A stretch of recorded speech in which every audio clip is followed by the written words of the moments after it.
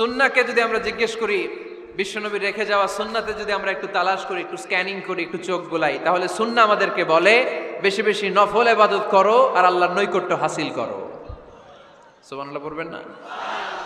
কোরআন বলেছে সেজদায় লুটিয়ে পড়ো। যা যা বললাম আমি ওঠার আগে জিজ্ঞেস করে আবার শুনে যাব, কারণ আমি মনে করি এটা ক্লাস। এটা কি ক্লাসে পড়া দেওয়া নেওয়া আছে না নাই? এতক্ষণ পড়ানোর পরে জিজ্ঞেস করার দরকার আছে না নাই? কোরআন বলছে কি আর সুন্নাহ কি বলে? নফল ইবাদত। আওয়াজ করে বলতে হবে, সুন্নাহ কি বলে? বুখারীর বর্ণনা, আল্লাহর হাবিব সাল্লাল্লাহু আলাইহি ওয়াসাল্লাম বলেন, মা ইয়াজালু আবদি ইয়াতাকাররাবু ইলাইয়া বিন নওয়াফিল। বান্দা যত বেশি নফল ইবাদত করতে থাকে, করতে করতে করতে করতে বান্দা আমার কাছের নৈকট্য প্রাপ্ত বান্দা হয়ে যায়। হাত্তা উহিব্বাহু, এরপর আমি আমার বান্দারে এত ভালোবাসি, কুনতু সামআহুল্লাযী ইয়াসমাউ বিহি। বান্দা যখন শুনে সে তার নিজের কান দিয়ে শুনে না, আমি আল্লাহর কানে শুনে। কুনতু বাসরাহুল্লাযী ইউবসিরু বিহি। বান্দা যখন দেখে নিজের চোখে দেখে না, আমি আল্লাহর চোখে দেখে। ওয়া ইয়াদাহুল্লাতী ইয়াবতিশু বিহা। বান্দা যখন কিছু ধরে বান্দার হাতে ধরে না, আমি আল্লাহর হাতে ধরে। রিজলাহুল্লাতী ইয়ামশি বিহা। বান্দা যখন হেঁটে যায় ওর নিজের পায়ে হাঁটে না, কেমন যেন আমি আল্লাহর পায়ে হাঁটে। আওয়াজ করে বলতে হবে আল্লাহু আকবার।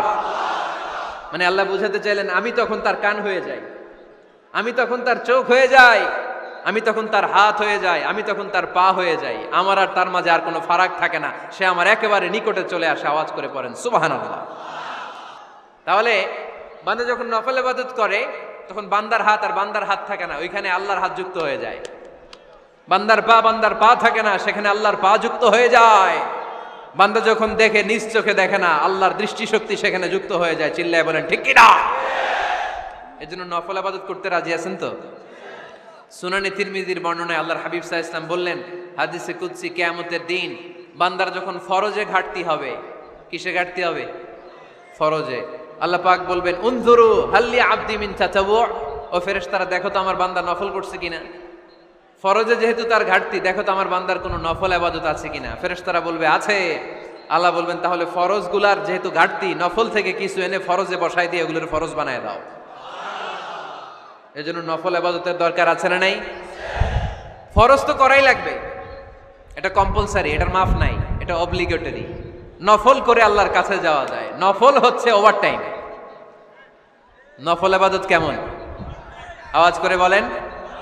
তাহলে কোরআনের আলোকে আমরা জানলাম যে আল্লাহর কাছে যেতে হলে কি করতে হয়? সেজদা দিতে হয়। আর সুন্নাহর আলোকে আমরা জানলাম আল্লাহর কাছে যেতে হলে কি করার মাধ্যমে কাছে যেতে হয়? আওয়াজ করে বলেন। নফল ইবাদত করতে রাজি আছেন সবাই? সবচাইতে শ্রেষ্ঠ নফল ইবাদত হচ্ছে কোরআনের তেলাওয়াত, ঠিক কি না?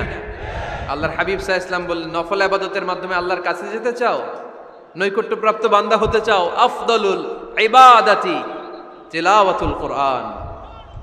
সবচাইতে যত নফল ইবাদতের লিস্ট হতে পারে, এই লিস্টে র্যাঙ্কিং এ 1 নাম্বার থাকবে কোরআনের তেলাওয়াত। এই কোরআন তেলাওয়াত করতে রাজি আছেন তো? তাহলে কোরআন তেলাওয়াত করব। 2 নাম্বার তাহাজ্জুদের সালাত পড়ব। কিসের নামাজ? হুজুর ফজরই পড়তে পারি না। ফজরই যে ফজর পড়ে তার জন্যই না তাহাজ্জুদ, ঠিক কি না? ফজরই তো পড়তে পারি না, তাহাজ্জুদ করব কখন? তাহাজ্জুদ পড়লে আপনার মর্যাদা বাড়ায় দিবে কে? রাব্বুল আলামিন বলেন, ওয়া মিনাল লাইলি ফাতাহাজ্জাদ বিহি নাফিলাতান লাকা আসা আন ইয়াবআসাকা রাব্বুকা মাকামাম মাহমুদা। তাহাজ্জুদের নামাজ যারা পড়বে তাদের মর্যাদা বাড়িয়ে দেয় কে? কারণ ওই মুহূর্তে আল্লাহ প্রথম আকাশে নেমে আসেন আর ডাকে, আলা মিন মুস্তাগফিরিন আগফিরালা। কার ক্ষমা দরকার? ক্ষমা চা, ক্ষমা করে দেব।